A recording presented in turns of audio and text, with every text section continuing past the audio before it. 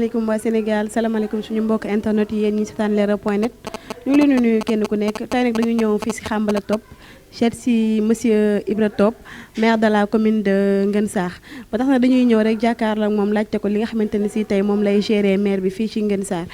tonton maa ngi lay nuyu. maa ngi lay fay. waaw dañ lay bàyyi rek nga def benn présentation bu ndaw. maa ngi tudd Ibra Top maire de la commune de Nguène Sarr depuis 2014 depuis l'acte de la décentralisation lañ ma fi installé comme premier maire de la commune de Nguène Sarr. waaw ba tax na damay jàll ak yow rek ci li nga xamante ni si comme que ne nga premier maire de la commune de Nguène Sarr liggéey boobu noonu nan nga koy dundee. waaw comme ñun dañoo tàmbali bees bi ñu ñëwee xawoon naam ay jafe-jafe waaye nag en tant que intellectuel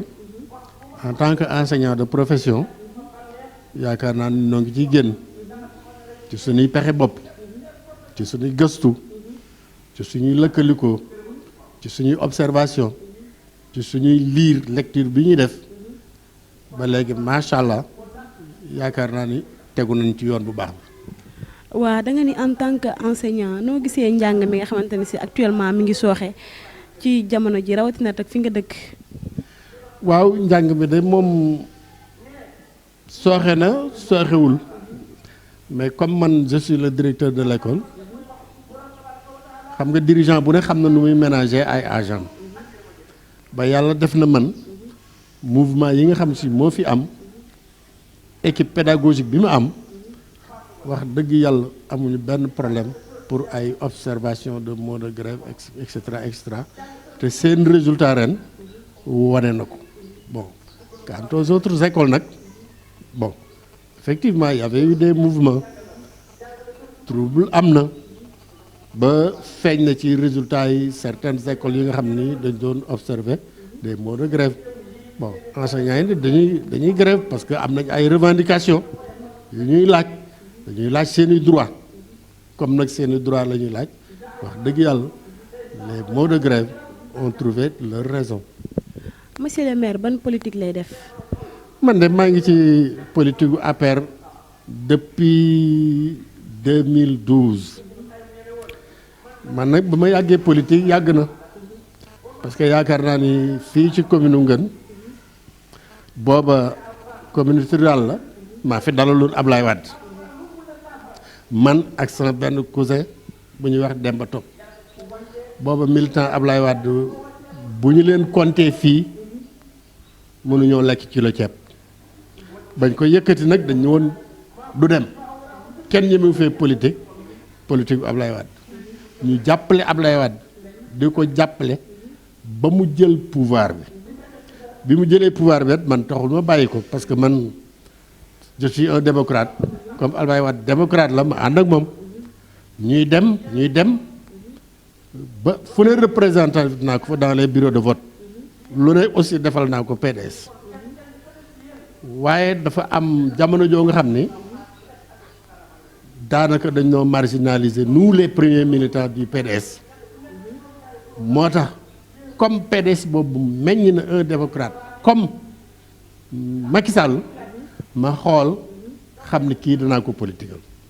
bi ma koy politique itam la ñu waxoon ba may commencé ci Ablaye Wade la ñu wax du dem on était 7 à faire la politique pour Macky Sall bi ñu njëkkee rencontré sax dama ni ko soxlawuñ dara comme yaa ngi dem Saint-Louis jaaral Nguène Sarr fa nga xam si fa la fief ba ne fa la fa xam ni PDS fa la sampoo taatam ñu wan ni ñun mën nañ fee indi kilifa gëmee ko woon sax bi résultat yi ñëwee on a crié haut la main Macky Sall gagné largement le PDS à Nguène Sarr. d'accord yow bi ngay commencé politique PDS nga commencé woon PDS nga doon militaire ba fu ne représenté ko fa léegi lu tax nga bàyyi PDS dem ci APR. waaw xam nga gis-gis day màgg dégg-dégg day màgg man day màgg dem naa ba ma xam ne si PDS gisatuma ci sama bopp parce que nous les premiers militants dafa dem ba Ablaye Wade xamatuñu ñi ko doon xeex ñoom la fa samp fi loolee moo nu tax a génn PDS loolu moo nu tax a bàyyi Ablaye Wade sama rakk bi ñu ko tuddee mat naa am jabar mais bi nga xamante si xeex nañu ba mu toog dafa samp ñeneen ñi nga xam ne ñoo jóge woon PS di ko xeex mu jóg leen teg ci kanam. loolu tamit du ñooñu dañ leen a gënoon a farlu wala dañu demoon di leen suufu. gënuñu noo farlu waaye li ñuy wax rek ci Sénégal bu sa mbubb booyee fee daanaka fañ lay toogloo fenn lay doon rek fa gën a suufe lay toog boobu sunu mbubb dafa woyof sunu loxo jëtiwul sunu gannaaw loolu rek moo taxoon ñu teg ñu ca gannaaw. léegi yaa ngi APR gis nga fa sa bopp. bu baax a baax gis naa fa sa bopp ndaxte actuellement fii may milité nii tey bu ma bëggoon a gis Macky Sall gis ko tey lu ñuy def daañu ci suuraale Ngën Sarr parce que Ngën Sarr xam na fi mu yóbbu APR parce que Macky Sall même bi muy ñëw fii sax gëmul woon ni rek APR dana jël Ngën Sarr loolee moo tax ma xam ne gis naa ci sama bopp gis naa ci sama bopp ci aussi réalisation yi nga xam si ñoo ngi koy def te dëkk yëpp nee nañu gis nañ seen bopp parce que am na dëkk yu fi nekkoon yoo xam ne mosu ñoo gis représentant politique lu may temps de campagne waaye léegi ñoom ñoo waxal seen bopp ni li nu am ci politique gu Macky Sall mosuñu ko am ci benn parti politique bu fi mas a samp. En tant que premier maire comment se porte votre commune. Bon bi may ñëw moom amoon nay jafe-jafe parce que on avait raclé tous les fonds man bi may jël commune bi 400 000 francs laa fekk au niveau de la banque mais nag heureusement ci samay relation ci samay xame ci samay bind parce que man foo ma toll damay bind ci laa gis buntu yoo nga xam ne wax dëgg yàlla fexe naa ba décroché ci ay projet li may fàttali nag mooy que ni décroché woon naa benn projet PNDL boo xam ne joxoon nañ ma 40 millions boobu laay xaar ba léegi te boobu déjà xam nañu que ni jafe-jafe ndox des na foofu lañ koy placer. léegi projet yi ngay xalaat jeunes yi ci lañ bokk jigéen ñi ci lañ bokk. waaw man bi may ñëw booba nawetaan deewoon na bi may ñëw y avait pas de mouvement de jeunesse toog nañu 4 ans mouvement de jeunesse amul mais bi ma ñëwee ma toog commune laa ni li may jëkk a dekkal mooy le mouvement nawetaan man maa jëlal sama bopp nawetaan yi organise ko sama bopp ñu mu réussir ca déwén sa la jeunesse bépp ñëw adhéré comme nag man je suis le maire ma bàyyi leen ak sama président commission jeunesse ba léegi ñu ngi dox seen jeunesse at bu nekk dañuy jot seen subvention d'ailleurs déjà seen subvention engagé naa ko te incha allah dans sous peu de temps daañu jot seen subvention. nan ngeen di dundee politique bi fii ci biir yéen ak opposants yi. metti rek xeex bés bu ne noo ngi ci terrain bi xeex man foo ma séen may dem maa ngi ci politique foo ma séen may dem dëkk danaa fexe ba récupérer fa un militant. je fais le décompte au jour le jour damay am ay militants yoo xam ne ñi ngi woon ci opposition parce que fii moom opposition moom dee na fi am na ñu fiy lapp-lappi nag non dee na fi parce que amatu fi représentativité kooku moom bay boo ñu wax ko ca kaw PDS moo fi nekkoon seeni élément benn dëkk rek laa xam ni moo fi des ba léegi muy le village centre de Ngën Sarr te xam naa ne seeni militants ñoom ñëpp daañu ñëw ci APR parce que wax dëgg yàlla opposition moom dee na fi ñaari parti moo fi nekkoon parti PS parti PDS avec le Benno Bokk Yaakaar amatul problème parce que nous marchons avec le PS PDS moo fi yaakaar te moo fi nekk te quelques points rek ñoo fi des ba léegi incha allah. gis naa loolu ba tax na yow mi nga xamante ne si nee nga PDS dee na fi lan moo tax nga ni PDS dee na fi da ngaa gisul ni PDS amatu fi njëriñ. PDS dama ne lu nekk day jeex ak dund sax day jeex PDS dafa jeexal xoolal dafa jeexal dans la commune de Ngën Sarr man dama koy wax ca kaw am na nag ñu fiy làqatu di lapp di jaar suuf waaye nag visiblement sur le champ politique gisatuma fi adversaire PDS. mais comme PDS dee na fi yéen kon parrainage waru leen sonal. déggoo li ma la élection yi nay suba bu ma ne la déggoo li ma la nañu ko waxe woon 2012 Macky Sall noonu loolu ko koy waxee waat dans la commune de Ngën Sarr le maire moo ko wax déggoo li ma la maa ko ñeme bu ma ko ñeme woon du ma taxaw ci leeral di ko wax dama ni na élection yi di suba. gis nañ ne amoon ngeen problème yéen ak waa Sakal sous-préfet bi lan moo indi woon problème boobu. non xam nga administration am na nu mu war a tëdd mooy que njaaxaanaay weenu ndeyjoor weenu càmmooy liir bu ñëw rek bu sexee bi beneen liir ñëw seex bi mais gis nañu woon ay jafe-jafe ci wàllu communication amoon na mais nag man damay nit koo xam ni du ma yàkkamti samay affaire te lépp lu may defit ci yàlla laa koy teg dama am sama ngëm-ngëm que ni parce que moom bi mu jëkkee ñëw dama ko ni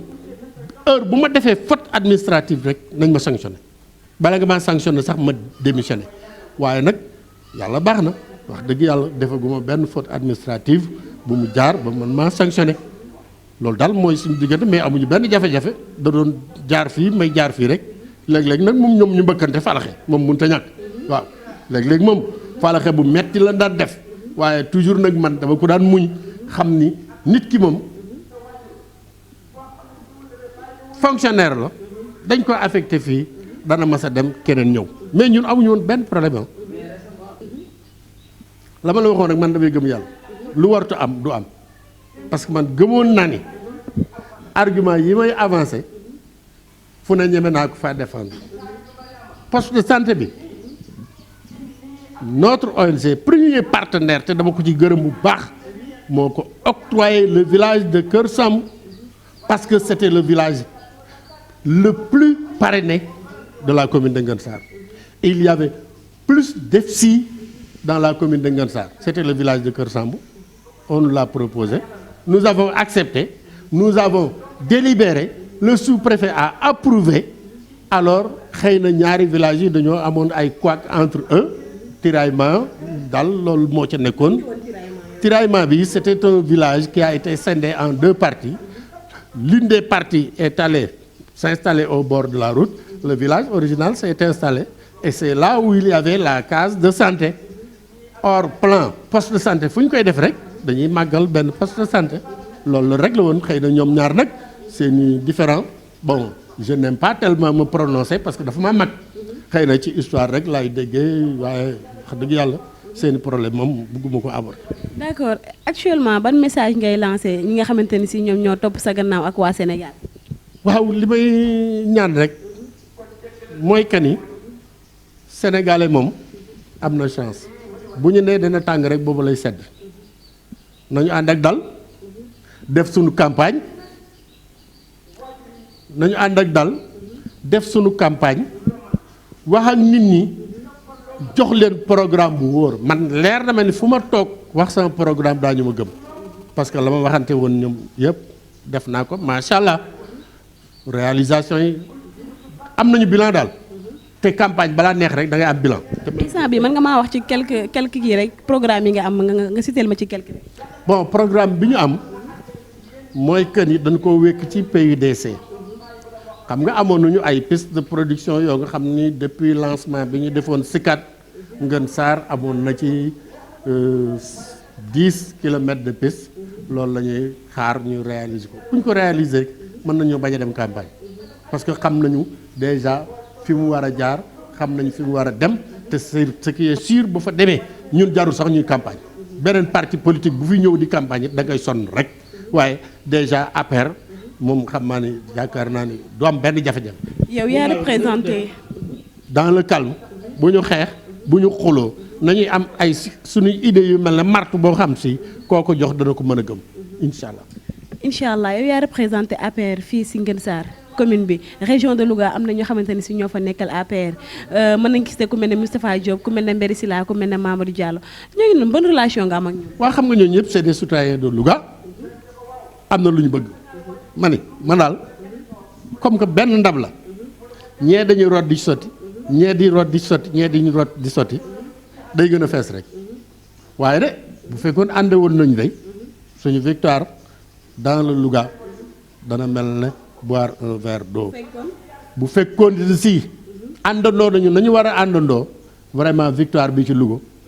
dana net dana clair du am benn problème. kon ñooñu noonu kan nga ci féeteel. man maa ngi ci Moustapha Diop làqatuuma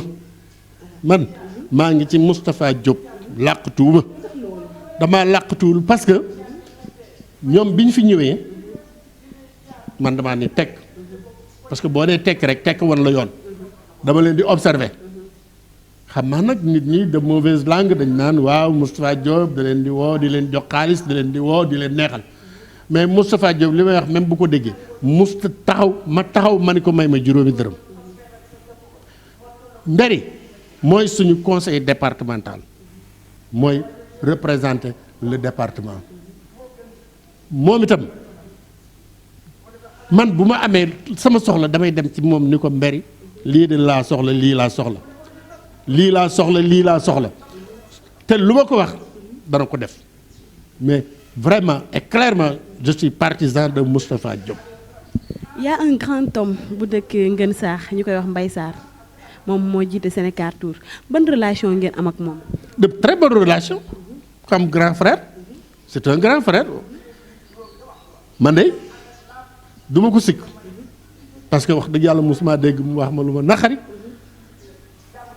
xëy na nit ñi nag daañu wax waaw Mbaye Sarr Ibra Top déedéet man sama mag la nee naa ko loo mën a def ci Ngën Sarr defaloo ko kenn man mii nga ko defal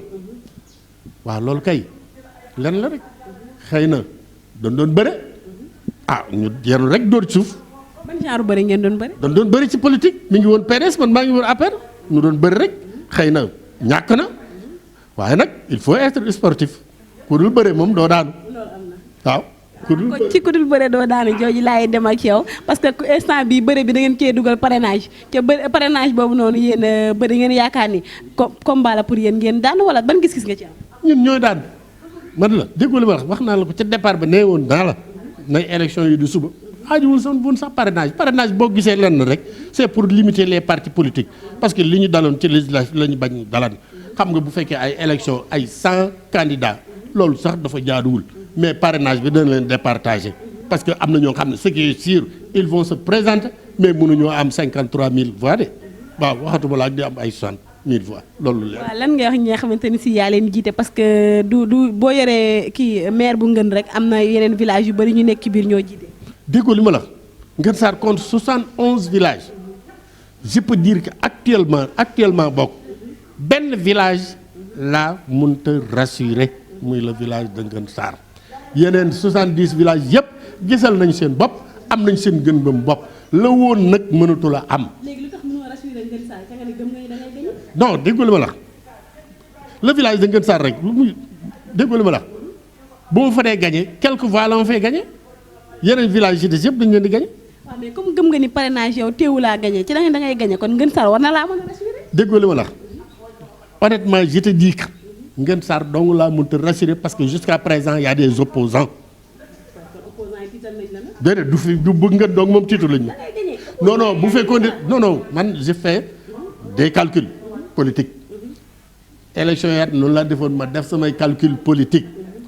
bi ma defee samay calcul politique parce que j'ai fait un premier sondage j'ai fait le tour de la communauté rurale def premier sondage bi ma sondé on était 7 il y avait mon adjoint Serigne Ndiaye Sarr il y avait Mandiol Wade il y avait Magay Thiam il y avait Lamine Sarr il y avait Assane il y avait l'autre là comment il s'appelle encore Malick Diagne il y avait un autre gars de Gouillard ñun 7 la ñu woon sama oto bu ndaw bii lañu campagne waaw ku campagne oto boo xam ne 5 places la face à un adversaire boo nga xam si armada laa wax man lay ñëw ak musique am ak yëpp nga yenu ko dóor élection yi ñëw nga yenuwaat ko dóor élection yi ñëw nga yenuwaat ko dóor yii duñ jaaxal. lay wax ci leeral seet si bi ñu la seet si. leeral kontaan naa ci c'est que nag xam naa fi ngeen bëggoon ma dugg fa waaye man ñëpp laa amal jàmm aw ma adversaire daal parce que man politique bu jeexee rek liggéey rek laay def te ce qui est sûr man fi mu toll maa ngi liggéey. looy jeexale vous remercier vous souhaiter bonne route et un rendez-vous en février 2019. incha allah kon rendez-vous février 2019 dégg ngeen li nga xamante ni si moom mooy Ibra Top loolu mu wax maire Ngën Saax nekk fii ci Xambal tey waa Leeral dañu ñëwoon seet si ko lépp li mu wax nag dégg ngeen ko macha allah jox nañu rendez-vous incha allah ba booba merci beaucoup.